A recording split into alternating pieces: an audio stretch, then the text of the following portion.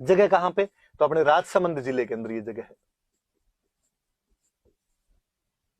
युद्ध कब हुआ? वापस वही जून का महीना, 18 जून 1576, यही तारीख। हालांकि कुछ इतिहासकार जो अपने हैं ये इसको 21 जून भी मानते हैं, पर अपने तो भाई राजस्थान बोर्ड वाली किताबों में उन सब में 18 जून ही दी हुई है, तो आप तो अपने 18 जून ही मान लेना। किसके बीच में युद्ध हुआ? तो भाई राणा प्रताप और अकबर की सेनाओं के बीच में युद्ध हुआ।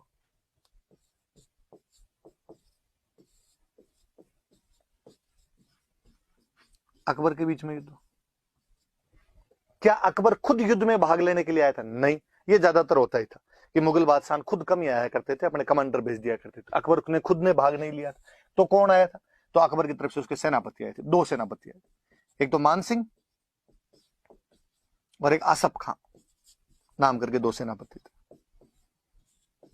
मान सिंह को पहली बार किसी युद्ध में इंडिपेंडेंट कमांडर बना के भेजा गया था, तो हल्दी घाटी का युद्ध है, पहली बार स्वतंत्र सेनापति था वो, फर्स्ट टाइम इंडिपेंडेंट कमांडर बनाया गया, उसे स्वतंत्र सेनापति बनाया गया था मान सिंह को, और एक साथ में आसफ खां को भेजा। अकबर माइंड से खेल रहा है।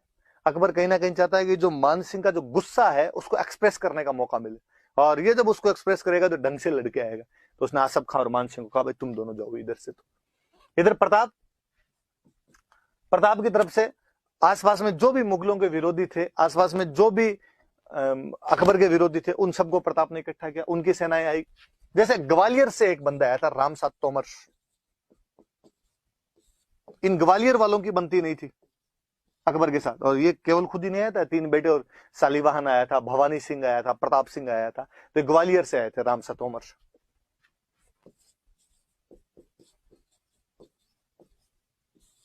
याद रख लेना आप। सलुम्बर वाले हमेशा सेनापति होते थे। सलुम्बर वाले राज तिलक किसने किया? कृष्णदास चुंडावत, उनका नाम याद रखना। तो कृष्णदास चुंडावत ने भाग लिया था। और अफगानों की मुगलों के साथ बनती नहीं थी। मैंने पिछले वीडियो में बताया था कि हसन खान मेवाती, महमूद लोदी उधर से लड़ लिए थे सांगा की तरफ से, इधर फिर अफगानों की तरफ से एक बंदा है हाकिम खां सूर। भील जनजाति रहती है तो भीलों की सेना लेके आए हुए थे पुंजा, ये भीलों की सेना के साथ में आए हुए थे। तो इस प्रकार से कुछ लोग थे जो उधर प्रताप की तरफ से लड़ रहे हैं, कुछ लोग हैं जो इधर अकबर की तरफ से लड़ रहे हैं। एक अकबर के दरबार का एक इतिहासकार हुआ था बदायूनी, वो इस युद्ध में खुद आया था भाग लेने के लिए। आप जब मेडिवल पढ़ोगे तो और पढ़ोगे, अच्छी सी बुक है इसकी, एक मुंतखब उत तवारीख, मुंतखब उत तवारीख नाम की एक बुक लिखी थी, और इसके अंदर जो बदायूनी है वो इस युद्ध का आंखों देखा वर्णन करता है। बदायूनी खुद आया था। बदायूनी के लिए कहते हैं कि बदायूनी थोड़ा कट्टर मुसलमान टाइप का आदमी था, और जब सेना आ रही थी तो बदायूनी ने कहा था कि भाई मैं भी चलूंगा। तो लोगों ने कहा यार आप क्या लाओगे, आप कलम वलम घिसने वाले आदमी, वहां तलवारें चलेगी तलवारें। बदायूनी ने कहा कि नहीं, वहां जब हिंदुओं का खून बहेगा तो मैं अपनी दाढ़ी के लगाऊंगा, दाढ़ी लाल करूंगा मैं हिंदुओं के खून से, जिहाद करके आऊंगा मैं वहां से। तो अब ये मन में तो तू भी ले।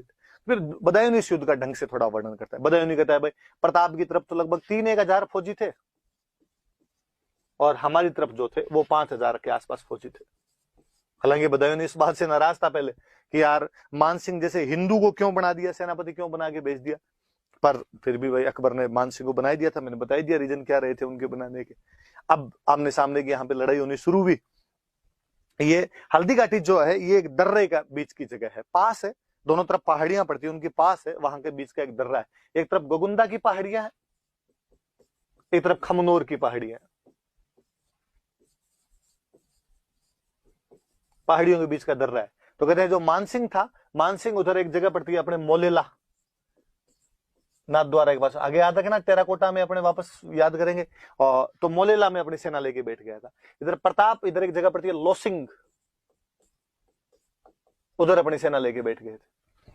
शुरुआत का युद्ध हुआ, प्रताप की तरफ से इतना शानदार हमला किया गया था मेवाड़ वालों की तरफ से कि मुगलों को भगा ही देते। शुरुआती टुकड़ी बहुत भारी पड़ गई थी मुगलों के ऊपर, और यहाँ पे मुगल सैनिक भागने लगे थे। मतलब बदायूनी बहुत अच्छा वर्णन करता है। बदायूनी कहता है कि आगे मान सिंह वाले फौजी थे, उधर से जब प्रताप वालों ने हमला किया तो मान सिंह की फौजी इधर भागने लगी। तो इधर मान सिंह के फौजी भाग रहे हैं, पीछे पीछे उनके मेवाड़ वाले भाग रहे हैं। तो मेरे तो ये भी नहीं समझ में आया कि तीर किस पे चलाऊं।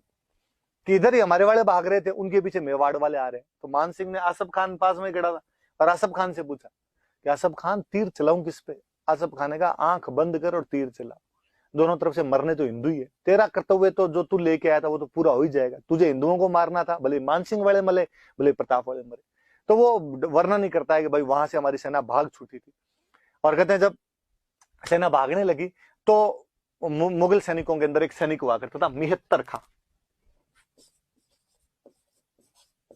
वो बेचारा मिहत्तर खां नाम का एक सैनिक था और वो भाग के आया, आगे आया पीछे से, और उसने आगे झूठा मुटाई का कह रहा भागो मत रो, अकबर आ रहा है, अकबर आ रहा है, खुद बादशाह सेना लेके आ रहे हैं बड़ी। तो अकबर के आने की सूचना सुनी तो जाके मुगलों के थोड़े पैर जमे, मुगलों ने वापस लड़ना शुरू किया। याद रखना कि किसने हल्दी घाटी के युद्ध में अकबर के आने की झूठी सूचना, रॉन्ग इन्फॉर्मेशन दी थी, तो उस आदमी का नाम मिहत्तर खां था। कौन हल्दी घाटी के युद्ध का आंखों देखा वर्णन करता है? तो बदायूनी करता है। बदायूनी की किताब का नाम क्या था? मुंतखब उत तवारीख था। कौन सा इतिहासकार हल्दी घाटी के युद्ध में खुद भाग लेता है? तो बदायूनी भाग लेता है। तो सारी बातें थोड़ी सी आप याद रखना। और मिहत्तर खां नाम के सैनिक ने ये अफवाह फैलाई थी कि भाई खुद आ गया, अकबर खुद आ गया। मुगल सेना ने जैसे तैसे लड़ना शुरू किया। उधर प्रताप ने जब देखा कि यार मानसिंह उधर सेनापति बना, हाथी पे बैठा हुआ मानसिंह, मानसिंह के हाथी का नाम था मर्दाना, मर्दाना नाम के हाथी के ऊपर बैठा हुआ था। मानसिंह का जो हाथी था क्या नाम था उसका? मर्दाना नाम करके हाथी था। प्रताप के पास अपने जानते हैं घोड़ा था प्रताप का, चेतक। और कहते हैं प्रताप को इतना गुस्सा है कि प्रताप अपने चेतक को एकदम मर्दाना के सामने ही लेके चला गया। और चेतक इतना समझदार घोड़ा कि चेतक ने अपने अगले दोनों जो पैर थे वो मर्दाना की सूंड के ऊपर लगा दिए, मानसिंह के हाथी की सूंड के ऊपर लगा दिए। और प्रताप अपना भाला फेंकता है, मानसिंह जैसे तैसे होदे में बच जाता है, होदा जो ऊपर हाथी पे बैठने की जगह होती है उसके अंदर बैठ जाता है और अपने वार को उसको बचाता है। पर मानसिंह बड़ा इंटेलिजेंट आदमी था। कहते हैं कि उसकी जो हाथी की सूंड थी उसने एक चाकू लगा रखा था, एक कटार लगा रखी थी, नाइफ लगा रखा था। और जब चेतक अपने पैर उतार रहा था वापस, तब उसके अगले दोनों पैर कट गए। अब चेतक ढंग से मूव नहीं कर पा रहा था एकदम। और प्रताप ने जब देखा कि घोड़े के पैर कट गए, इसलिए वो घोड़े को जैसे तैसे करके वहां से युद्ध भूमि से बाहर निकालता है और युद्ध भूमि से बाहर निकल जाता है। कहते हैं कि मेवाड़ में जब भी राणा युद्ध भूमि से बाहर जाता या राणा को युद्ध भूमि से बाहर लेके जाया करते थे तो कोई ना कोई झाला जो होता था वो राणा के चिन्ह पहन के और राणा की जगह लड़ता था। हमने पढ़ा था कि खानवाग युद्ध में जब सांगाजी घायल हो गए थे तो उनकी जगह पे झाला अज्जा लड़ा था। एक बार फिर एक झाला ने वीरता दिखाई, इस बार था झाला बिद्दा। हम उसे झाला बिद्दा भी कहते हैं या उसे हम झाला मानसिंह भी कहते हैं। वो झाला बिद्दा या झाला मानसिंह जो था वो प्रताप के सारे जो राज चिन्ह है वो ग्रहण करता है और वहां पर बैठ के लड़ता है। मुगल भाग ही छूटे थे उसके बाद में, प्रताप इधर निकल जाता है बाहर और मुगलों ने भी प्रताप का पीछा करने की कोई जहमत नहीं उठाई। बदायूं कहता है एक तो जून की झुलसा देने वाली गर्मी थी, फिर हमारे सैनिक इतने हार चुके थे कि उनमें हिम्मत ही नहीं बची थी कि वो प्रताप का पीछा कर पाते। फिर हमारे सैनिकों को इतना डर था कि उनको लगा कहीं पीछे गए और इन्होंने मेवाड़ वालों ने हमला करके हमें मार दिया तो हम क्या करेंगे। तो बदायूं कहता है हमने उसका पीछा ही नहीं किया। और बदायूं तो और लिखता है कि उसके बाद हम वहां से गोगुंदा की तरफ आए और हमने चारों तरफ हमारे जहां हम बैठते उसके चारों तरफ दीवारें वगैरह चुनवाई ताकि प्रताप के सैनिक आके हम पे रात में हमले नहीं कर दे। पर जो प्रताप के भील सैनिक थे वो दिन में रात में हमारे पर हमले करते, हमारी सेना जहां कहीं भी जाया करती थी उसको बीच में लूट लिया करते, अनाज और पानी की समस्या उत्पन्न कर दी थी। हमने जैसे तैसे करके अजमेर तक का रास्ता लिया था। तो बदायूं ढंग से हार का वर्णन कर देता है इस युद्ध के अंदर। और बदायूं और कहते हैं कि इस युद्ध के बाद में जब मानसिंह और आसफ खान जब वहां पे पहुंचे, अकबर के पास में पहुंचे, तो अकबर ने जाते पूछा कि क्या युद्ध जीत गए? मानसिंह आसफ खान ने कहा कि नहीं। तो क्या प्रताप को पकड़ लाए? तो उन्होंने कहा कि नहीं। तो क्या प्रताप मर गया? तो नहीं। तो अकबर ने कहा तो क्या सोच के आए थे? सरदार खुश होगा, सरदार इनाम देगा, मंगतो लीचड़ो, शर्म नहीं आई तुम्हें? हार के आगे वहां से और आज के बाद दोनों ने मुंह दिखा दिया तो देख लेना। कहते हैं ड्यूटी बंद करवा दी थी मानसिंह और आसफ खान का और दरबार में आना बंद करवा दिया था। मुझे तो हमेशा दया आती है जब कई इतिहासकार बाद में कहते हैं कि साहब हल्दी घाटी में प्रताप हार गया था, तो मुझे लगता है यार यदि मानसिंह और आसफ खान जीत के जाते तो ऐसा कौन राजा होगा जो अपने विजेता सेनापतियों के साथ में इतना बुरा बर्ताव करेगा और अपने विजेता सेनापतियों को कहेगा कि तुम आज के बाद मुझे दिखाई मत देना और तुम यहां से भाग जाओ, आज के बाद मेरे दरबार के अंदर मत आना। पर अकबर इनके साथ बाकायदा करता है। तो ये भी वो साफ साफ ही अपने पास फैक्ट है कि नहीं साहब हल्दी घाटी वाले युद्ध के अंदर प्रताप जीता था, और ये सारी जानकारियां अपने को बदायूं वाला लेखन और वो ढंग से पढ़ा जाए तो उसके अंदर अपने को मिलती है। पर कोई प्रोपेगेंडा के साथ हिस्ट्री पढ़नी चाहे, कोई प्रोपेगेंडा के साथ हिस्ट्री पढ़ानी चाहे, तो फिर अपने पास में तरीके होते हैं। और मैं तो हमेशा कहता हूँ कि अब तो अपनी किताबें लिखने लगे हुए प्रताप उस युद्ध में जीता था। पहले है ना, जब नहीं भी लिखा होता था तो भी अपने वाली किताबें साफ साफ लिखती थी कि इस युद्ध में नैतिक विजय प्रताप की थी। अकबर अपने किसी भी उद्देश्य में सफल नहीं हो पाया था, ना वो प्रताप को अधीनता स्वीकार करवा पाया था, ना वो प्रताप को पकड़ पाया था, ना वो प्रताप को हरा पाया था, ना उसकी जमीन पर कब्जे कर पाया था, ऐसा कुछ ही नहीं कर पाया था। और कहते हैं कि हल्दी घाटी युद्ध में जब मान सिंह और आसफ खान हार के चले गए थे तो अकबर खुद अटैक करता है। 76 के लास्ट में जाके अकबर ने खुद ने अटैक किया था कि मैं खुद जाऊंगा। यार ऐसा कैसे हो सकता है कि उसके 2 सेनापति जीत के गए और बादशाह को खुद आक्रमण करने की नौबत आ गई, पर अकबर आया था। 1576 के लास्ट में अकबर वापस आता है, और अकबर भी यहाँ पे आगे कोई छठ की चौदस नहीं कर पाया था, प्रताप को नहीं पकड़ पाया, अधीनता नहीं करवा पाया, संधि नहीं करवा पाया। उसने उदयपुर पे कब्जा किया था और उदयपुर का नाम बदल के वापस चला गया था, और उदयपुर का नाम बदल के उसने कर दिया था मुहम्मदाबाद। तो ये थोड़ा सा याद रख लेना कि अकबर ने नाम बदल कर क्या कर दिया था। तो अकबर ने इसका नाम बदल कर क्या कर दिया था, तो मुहम्मदाबाद कर दिया था। मैं वापस एक बात और बता दूं, फिर मैं साथ ही बता दूंगा। कहते चेतक जब घायल हो गया था, बाहर निकले थे, और थोड़े दूर जाने के बाद में चेतक की मृत्यु हो जाती है। तो बलीचा नाम की जगह है वो राजसमंद के अंदर ही, जहां पर चेतक की मृत्यु होती है, और वहां बलीचा में चेतक की छतरी बनी हुई है। थोड़ा ये भी याद रखना है, चेतक की छतरी कहां पर बनी है, तो बलीचा के अंदर बनी हुई। वापस मैं बातें बता दूं एक बार और, पढ़ेंगे हल्दी घाटी युद्ध की और खूब सारी बातें कि प्रताप और अकबर के बीच का युद्ध है। प्रताप, अकबर खुद नहीं आया था, अकबर के 2 सेनापति आए थे, मान सिंह और आसफ खान। पहली बार मान सिंह को इसी युद्ध में सेनापति बनाकर भेजा गया था।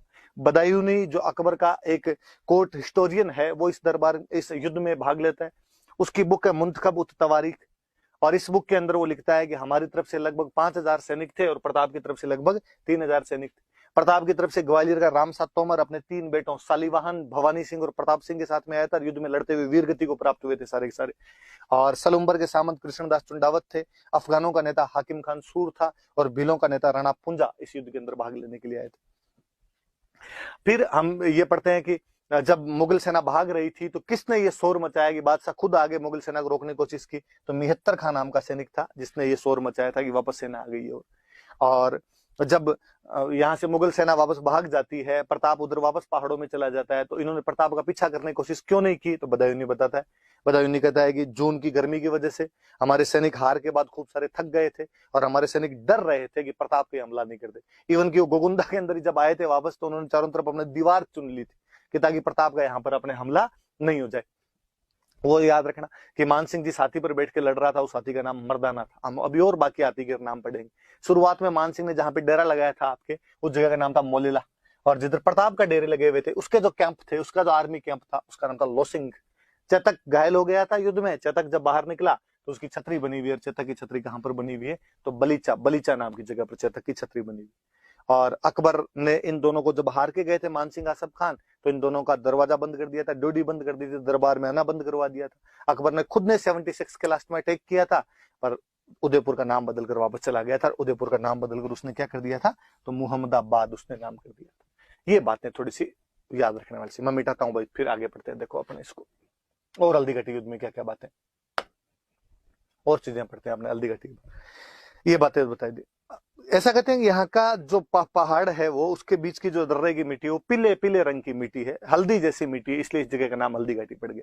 हालांकि इस बार अपने जो किताबें चेंज की, तो भगवान जाने कौन भोंगल था, उसने नया इफेक्ट जोड़ दिया। उसने कहा कि इसमें महिलाएं लड़ी थी, महिलाओं के हाथ में हल्दी लगी हुई थी, इसलिए नाम हल्दी घाटी है।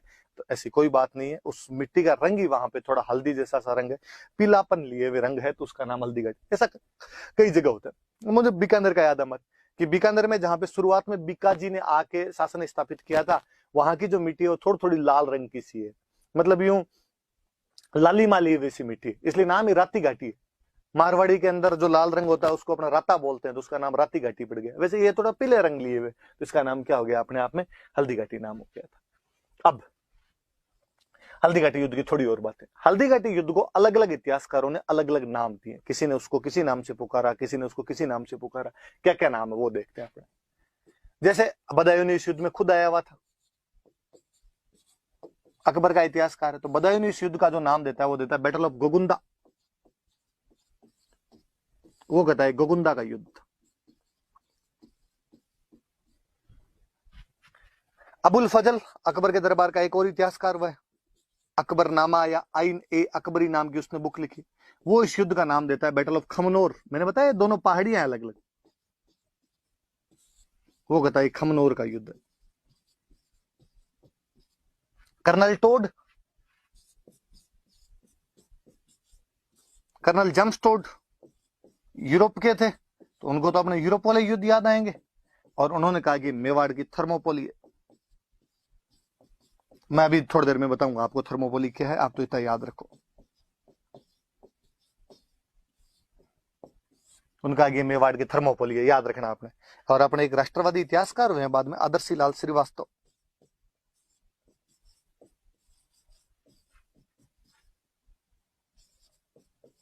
और उन्होंने वहां पे हल्दी घाटी के पास में एक जगह है बादशाह बाग, और उन्होंने कहा यार इस जगह पे हुआ है, इसलिए उन्होंने इसका नाम दे दिया बादशाह बाग का युद्ध। बैटल ऑफ बादशाह बाग जगह का नाम है भाई। ये भी याद रखना कि इस युद्ध में कौन कौन किस किसने क्या क्या कहा इस युद्ध को। तो जो बदायूनी है वो इस युद्ध को कहते हैं बैटल ऑफ गोगुंदा। जो अबुल फजल है वो इस युद्ध को कहता है बैटल ऑफ खमनोर। ये दोनों अकबर के दरबारी इतिहासकार है, उसके कोर्ट हिस्टोरियन है। कर्नल जेम्स टोड, जिनको हम राजस्थान के इतिहास का पिता कहते हैं, father of history of Rajasthan कहते हैं, वो इस युद्ध को कहते हैं मेवाड़ की Thermopylae, Thermopylae of Mewar. Thermopylae में अभी बताऊंगा क्या है। और आदर्शी लाल श्रीवास्तव है, वो कहते हैं इस युद्ध का नाम है बादशाह बाग का युद्ध। जगह का नाम है वहां पे बादशाह बाग, तो वो कहते हैं इस जगह पे हुआ था, तो बादशाह बाग का युद्ध। तो थोड़ी अलग अलग चीजें थोड़ी याद रखिएगा। तो और जो मैं बता रहा था कि प्रताप की उधर मान सिंह का जो हाथी था उसका नाम था मर्दाना। कहते मुगलों की तरफ से एक हाथी और था, उसका नाम था गजमुक्ता। और इस गजमुक्ता को इधर से प्रताप की तरफ से एक हाथी लड़ रहा था लूणा, उस लूणा के खिलाफ लड़वाने के लिए लेके आए थे। तो प्रताप की तरफ से एक हाथी था लूणा, उधर से नाम था गजमुक्ता। फिर प्रताप का एक हाथी था जिसे मुगल सेना ने पकड़ लिया था, उस हाथी का नाम था राम प्रसाद। इसको पकड़ के ले गए थे, और जब लेके गए तो अकबर ने पूछा भाई साथी का क्या नाम है, लोगों का राम प्रसाद। पर अकबर ने कहा कि नहीं भाई, ये पीर बाबा के प्रसाद से हमें मिला है, पीर बाबा के आशीर्वाद से हमें मिला है, इसलिए इसका नाम बदल कर मैं क्या करता हूँ, पीर प्रसाद। थोड़ा सा याद रखना कि एक कौन सा हाथी मुगल सेना को मिल गया था जिसका नाम बाद में बदल दिया गया था। राम प्रसाद मिला था, नाम बदल के पीर प्रसाद कर दिया। कुल मिला के ये दो हाथियों के नाम याद रखने जो प्रताप की तरफ से लड़ रहे थे, ये दो हाथियों के नाम याद रखने जो मुगल सैनिकों की तरफ से लड़ रहे थे, राम प्रसाद और लूणा, उधर मर्दाना और गजमुक्ता। क्योंकि मुझे याद है किसी एक एग्जाम में क्वेश्चन थे, राम प्रसाद, लूणा, मर्दाना और गजमुक्ता क्या है। और फिर आरपीएससी वैसे ऑप्शन और दे देती है, सुदूरवर्ती बाड़मेर के 4 गांव, मूंग की 4 किस्में, बकरी की 4 नस्ल, और आपके हल्दी घाटी युद्ध में लड़े हाथियों के नाम। तो याद रखना भाई, हल्दी घाटी युद्ध में हाथी। आप इमेजिन करो कभी कि युद्ध कितना महत्वपूर्ण रहा होगा हल्दी घाटी, कि उसमें लड़ने वाले हाथियों के नाम भी एग्जाम के अंदर पूछे जाते हैं। अपने आप में ये कितनी बड़ी बात है। उसका जो घोड़ा है, उस युद्ध का जो घोड़ा है, उसके नाम पर बाकायदा अपने स्कूटर आया करता था। चेतक कितना फेमस हुई, चेतक जो चीज थी, पुलिस वालों की जो गाड़ियां होती है उनको भी आज अपने चेतक कहते हैं। तो वो युद्ध जो है वो चरम है युद्धों का, एक अलग भावना है उस चीज के अंदर। तो हल्दी घाटी वो युद्ध है अपने, जिसमें प्रताप ने अकबर को या अकबर की सेना को यहां से हराकर वापस भेज दिया था। तो वो सारी बातें अपने याद रखने वाली सी। और देखो, मैं तो हल्दी घाटी युद्ध को जब पढ़ता हूं तो मुझे लगता है यार जीत हार ये सब तो बाकी है, मुझे उसमें प्रताप की डिप्लोमेसी बड़ी शानदार सी लगती है। कि यार उस युद्ध में ग्वालियर का रामसाद तोमर आया है, अफगानों की तरफ से हाकिम खान सूर है। इसका मतलब प्रताप संगठन बनाने की शक्ति में माहिर है, वो एक अच्छा ऑर्गेनाइजेशन बना सकता है, वो अच्छा एक कोलैबोरेशन करने वाला राजा है। जब हम देख रहे हैं कि उसने अकबर के विरोधियों को अपने पक्ष में कर लिया, और हाकिम खान सूर का प्रताप की तरफ से लड़ना यह सिद्ध करता है कि प्रताप सेक्युलर राजा है। और उसकी सेना में मुस्लिम सैनिक भी लड़ रहे थे। अपने इतिहासकारों ने केवल एक पक्ष को सेक्युलर दिखाने के लिए बात खूब बढ़ा चढ़ा के बताई हमेशा कि अकबर का सेनापति मान सिंह था, अकबर का सेनापति मान सिंह था, क्योंकि उधर सेक्युलरिज्म उनको स्थापित करना था। कोई ये नहीं देखता कि इधर भी ये सेम बात है। और मैं तो जब वो लास्ट वाला पॉइंट पढ़ता हूं कि प्रताप की सेना में लड़ने के लिए भील सैनिक भी आए थे, तब और लगता है कि किसी राजा ने समाज के उस वंचित समुदाय को, उस बैकवर्ड क्लास को, हाशिए पे रखे हुए समाज को वो तबका जो समाज की मुख्य धारा से थोड़ा अलग था, उसको भी मेन स्ट्रीम में लाने का प्रयास किया है, उनको अपने बराबर लाके खड़ा किया है। तो जो अनटचेबिलिटी की जिसकी हम बात करते हैं, छुआछूत की जिसकी हम बात करते हैं, उसको भी कहीं ना कहीं दूर करने वाला कोई राजा दिखाई देता है तो प्रताप दिखाई देता है कि उसने उन वनवासियों को, आदिवासियों को अपने साथ में लाके खड़ा कर दिया था। तो वो वाले नाम जो है, जो अपने आप में ये दिखाते हैं कि वो कितना ब्रॉड माइंडेड बंदा था, वो कितना समरसता फैलाने वाला आदमी था। ये सब चीजें, ये सब गुण उसके प्रताप के वहां से दिखाई देते हैं अपने को। जब हल्दी घाटी की बात ही कर रहे हैं, हम थोड़ी और बातें करते हैं। ये तो नाम वगैरह मैंने बताई दिए, नाम याद रखना आप थोड़े से, कि हल्दी घाटी का क्या इंपॉर्टेंस है। कभी आपसे मेंस में पूछ ले कि उसकी इंपॉर्टेंस बताओ, तो क्या इंपॉर्टेंस रही होगी? तो एक इंपॉर्टेंस तो ये है कि हल्दी घाटी का युद्ध एक एम्परियलिस्टिक पावर और एक रीजनल फ्रीडम का युद्ध है वर्सेज प्रादेशिक स्वतंत्रता। मतलब कि एक तरफ अकबर जैसा राजा है जो अपने एम्पायर एक्सपेंशन करना चाहता है, अपने साम्राज्य को बढ़ाना चाहता है, एम्परियलिस्टिक अप्रोच रखता है, एम्परियलिस्टिक एम्बिशंस रखता है और अपने साम्राज्यवादी शक्ति के तहत आक्रमण कर रहा है। पर दूसरी तरफ एक बंदा है जो अपने रीजनल फ्रीडम को, अपने रीजनल इंडिपेंडेंस को, अपनी क्षेत्रीय स्वतंत्रता को, अपनी प्रादेशिक स्वतंत्रता को बचाने का प्रयास कर रहा है। ये देखिए ठीक वैसा है जैसा हम अंग्रेजों के खिलाफ लड़ रहे थे कि अंग्रेज एक साम्राज्यवादी ताकत थे, वो पूरे भारत पर कब्जा करना चाहते हैं या भारत पर कब्जा किया उन्होंने और उसके खिलाफ हमारे लोग उठ खड़े हुए। तो जिस प्रकार हम क्यों उठ खड़े हुए, क्योंकि हम कहते हैं ये प्रदेश हमारा है, ये इंडिपेंडेंट रहना चाहिए, इसकी स्वतंत्रता हमें प्रिय है, यहां पर हम राज करेंगे। एग्जैक्टली वैसा का वैसा उसमें प्रताप और प्रताप के साथ मेवाड़ की जनता कर रही है कि एक साम्राज्यवादी ताकत का मिलजुल कर सामना कर रही है। क्यों? क्योंकि वो अपने क्षेत्र की स्वतंत्रता, अखंडता, इंटीग्रिटी, इंडिपेंडेंस जो भी है उसे बचाने का प्रयास कर रहे थे वो लोग। तो एक बात तो ये याद रखने वाली सी। दूसरी बात है, स्वाभाविक सी बात है, अकबर एक बहुत बड़ा राजा है, उसके पास खूब सारा धन है, उसकी सेना भी बड़ी है। प्रताप, मेवाड़ एक छोटा स्टेट है, लगातार युद्धों में फंसे होने से धन भी कमजोर पड़ा होगा, कहीं ना कहीं सेना भी कमजोर है, उसके बावजूद लड़ रहे थे वो लोग। सीमित संसाधन, लिमिटेड रिसोर्सेज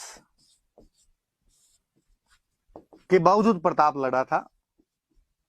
इससे उसकी जो सेना थी, उसकी जो जनता थी, उसमें एक होप और मोरलिटी की भावना जगी, आशा और नैतिकता का संचार होता उसकी सेना में।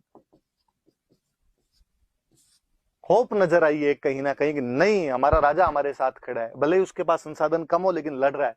एक नैतिकता दिखाई देती है, मोरलिटी बढ़ती है लोगों की, मोरल अप होता है लोगों का कि नहीं यार लड़ेंगे, धन कम है तो क्या हुआ, हमारा जो राजा है वो लड़ रहा है। और मैं हमेशा एक सिंपल सा एग्जाम देता हूं कि यार आरएस का रिजल्ट आया और रिजल्ट के अंदर देखा कि एक लड़का जिसके पापा बहुत बड़े बिजनेसमैन है या जिसके पापा ऑलरेडी आईएएस लगे हुए थे, वो एक अच्छी इंग्लिश मीडियम की स्कूल के अंदर पढ़ा हुआ था और उसको अच्छी कोचिंग भी मिली थी, उसके पास तमाम रिसोर्सेज थे और उस बंदे की टॉप 10 में रैंक आ गई।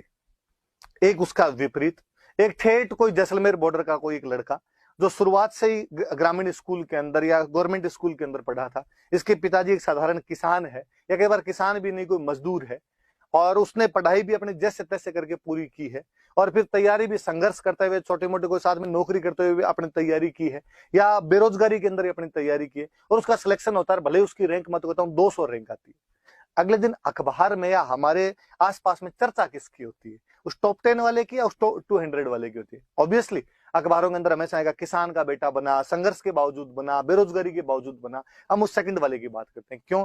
क्योंकि हम कहते हैं यार उसके रिसोर्सेज लिमिटेड थे, उसके बावजूद उसने हार नहीं मानी। हल्दी घाटी का युद्ध ये सिखाता है कि भले ही हमारे रिसोर्सेज लिमिटेड हो, उसके बावजूद हार नहीं माननी है, उसके बावजूद लड़ाई करनी चाहिए और लड़ाई करने से जीत मिलती है। इससे जो आसपास के बाकी लोग होते हैं आपके, उनके अंदर कहीं ना कहीं आशा दिखती है, उनमें कहीं ना कहीं मोरल अप दिखता है उनका। फिर हल्दी घाटी का युद्ध राष्ट्रवाद की भावना सिखाता है, नेशनलिज्म सिखाता है। और राष्ट्र, देखो पहले होता क्या था, पहले ये नेशनलिज्म वाली भावनाएं नहीं थी, पहले सेनाएं लड़ती थी। बाबर की सेना संगा की सेना से लड़ लेगी, कुंभा की सेना को महमूद खिलजी की सेना से लड़ लेगी, रतन सिंह की सेना अलाउद्दीन खिलजी की सेना से लड़ लेगी। आम जनता का इतना कोई उसके अंदर पार्टिसिपेशन नहीं हुआ करता था। और अपने तो संस्कृत में, हिंदी में एक वो है शायद लाइन है कि कोई नरप हो हमें क्या हानि, कि कोई राजा बन जाए, हमें क्या लाभ है यार, हमें टैक्स देने यार, इस बाबर को भी टैक्स देना, संगा को भी टैक्स देना। पर प्रताप के साथ में जन जन का नायक बन गया था। आसपास के तमाम लोग, वो जो जनजातियां थी, वो जो भील थे, वो जो गाड़िया लोहार थे, उन तमाम लोगों ने इस युद्ध के अंदर भाग लिया था। इसलिए जनता के अंदर, आम पब्लिक में यदि नेशनलिज्म को युद्ध जगाता है तो वो युद्ध हल्दी घाटी है। आप और कभी नोटिस भी कीजिए इस बात को कि किसी भी चीज का महत्व तब नहीं है जब वो हुई है, महत्व तब है जब होने के बाद भी उसकी इंपॉर्टेंस जारी रही है नहीं रही, वो हमें दिखती है। कि हल्दी घाटी आज भी राष्ट्रवादियों के लिए मोटिवेटर का काम करता है, आज भी राष्ट्रवादियों के लिए, नेशनलिस्ट के लिए इंस्पिरेशन का काम करता है। और हमारा जब नेशनल मूवमेंट चल रहा था तो हमारे जितने नेता थे, तिलक थे, कोई चंद्रशेखर आजाद थे, तमाम लोगों, वीर सावरकर थे, तमाम लोगों के कहीं ना कहीं दिमाग में हल्दी घाटी है। उनके उदाहरणों में, उनके भाषणों में मिलता है कि जिस प्रकार हल्दी घाटी के युद्ध में और प्रताप अकबर के खिलाफ लड़ा था, या मेवाड़ वाले मुगलों के खिलाफ लड़े थे, उसी प्रकार हमें अंग्रेजों के खिलाफ लड़ना चाहिए। और मैं तो हमेशा कहता हूं कि महाराणा प्रताप को, या हमारे जो ये मेवाड़ वालों का संघर्ष था, या जो हमारे राजस्थान का संघर्ष है, इसको महानतम बनाने का या दुनिया को बताने का काम बंगालियों ने किया है। क्योंकि जब अंग्रेजों का शासन राजस्थान, भारत में आ गया था, तो सबसे पहले राष्ट्रवाद कहीं पर आया था, तो बंगाल में आया था। नेशनलिज्म बंगाल के अंदर आया था सबसे पहले। और कहा ही जाता था कि बंगाल जो आज सोचता है, बाकी भारत कल सोचेगा। तो बंगालियों में सबसे पहले राष्ट्रवाद की भावना आई थी। पर बंगालियों ने, जब नेताओं ने, जो नेता थे उनमें जब नेशनलिज्म आया, तो उन्होंने कहा यार इस राष्ट्रवाद को और अप कैसे किया जाए, रूट लेवल तक कैसे लेके जाया जाए, जनता को इसके बारे में कैसे बताया जाए। तो ऐसे हीरो होने चाहिए अपने पास में, जो अतीत से लिए जाएं, जो पास्ट से लिए जाएं अपने, ताकि लोगों का मोरल अप कर सके, लोगों को इंस्पिरेशन दे सके, लोगों को मोटिवेट कर सके। वो हीरो राजस्थान वाले थे तमाम। तो अपने राजस्थान के इतिहास को तो आगे फॉरवर्ड करने वाले वो लोग, उन्होंने तब तक जेम्स टोड की किताब पढ़ ली थी। टोड की किताब के आधार पर उन्होंने ये बताना शुरू किया कि यार क्या लड़े होंगे। इसलिए हम हमेशा वो नेशनलिस्ट के लिए एक मोटिवेशन का काम करता है। मैं हमेशा और कहता हूं ऐसी चला दूं यार, वो हमेशा हमेशा मैं एक बात हमेशा और कहता रहता हूं कि आप कभी खानवा जाओ, कि आप कभी खानवा गए, तो पहली बात तो किसी के मन में नहीं आता कि खानवा जाके, भाई भारत में युद्ध क्षेत्र कौन कौन से, कि पानीपत है, तराइन है, ये सब युद्ध क्षेत्र है। मुझे नहीं लगता किसी बंदे कभी मन में आता कि यार मैं तराइन देख के आऊंगा, या मैं कभी पानीपत देख के आऊंगा, या मैं कभी खानवा देख के आऊंगा। हाँ, आप जब वहां से निकलते हैं तो आपके मन में हिस्ट्री के प्रति वो उत्सुकता जरूर जागृत होती है, और आपको लगता है अच्छा ये वो पानीपत है जहां पर युद्ध हुआ था, ये वो तराइन है जहां पृथ्वीराज चौहान और गोरी लड़े थे, ये वो खानवा है जहां पे सांगा और बाबर लड़ लिए थे। ऐसी उत्सुकताएं उत्पन्न हो सकती है। परंतु आप और मैं हमेशा देखते हैं, आपने आसपास में नोटिस किया होगा कि जो कोई उदयपुर आता है वो हल्दी घाटी जाता है। इवन हल्दी घाटी जाता ही नहीं है, लोग हल्दी घाटी से बाकायदा मिट्टी उठा के लाते हैं, साथ लाते हैं, घर रखते हैं। कुछ ना कुछ तो उस युद्ध में अलग हुआ होगा, कुछ ना कुछ तो वहां पर अलग भावनाएं रही होगी, तभी लोग आज इतने सालों बाद भी, आज 400 450 साल बीत गए उसके बाद भी वो भावनाएं कम पड़ने का नाम नहीं ले रही है। हल्दी घाटी से जुड़ाव आज भी उतना ही है। हल्दी घाटी नाम आते आज भी कहीं ना कहीं हमारे रोम रोम खड़ा होता है, रोंगटा खड़ा होता है। हम उसके बारे में जानना चाहते हैं, पढ़ना चाहते हैं, खूब सारी बातें हैं। आज भी मैं तो कहता हूं उस पर चर्चा भी चल रही है, तो उसका क्या कारण है? और किसी युद्ध पे तो इतनी चर्चा नहीं चलती, इसका मतलब उस युद्ध में उस दिन कुछ अलग बातें हुई थी। तो हल्दी घाटी आप याद ही रखना भाई, उसका महत्व याद रखना, इंपॉर्टेंस याद रखना। इंपॉर्टेंस पूछे, कॉन्सिक्वेंस पूछे आपसे, आपसे कोई उसका इम्पैक्ट पूछे, तो ये सारी बातें याद रखना। हल्दी घाटी का क्या महत्व। बड़ी सी बात तो यही थी प्रताप के बारे में, हल्दी घाटी आप जानते ही हो, मैंने थोड़ी सी बातें और बता दी आपको। अब आगे बढ़ते हैं। देखो इसके बाद लो एक और युद्ध और आ गया। मैंने कहा कि हल्दी घाटी के अंदर जब मान सिंह और आसफ खान हार के चले गए, अकबर खुद आया, और अकबर ने खुद ने आके यहाँ पे कमांड किया, लेकिन अकबर भी कुछ ही नहीं कर पाया। उदयपुर का नाम मोहम्मदाबाद करके वापस चला गया। तो अब अकबर ने अपने एक बेहतरीन कमांडर को भेजा था, शाहबाज खान।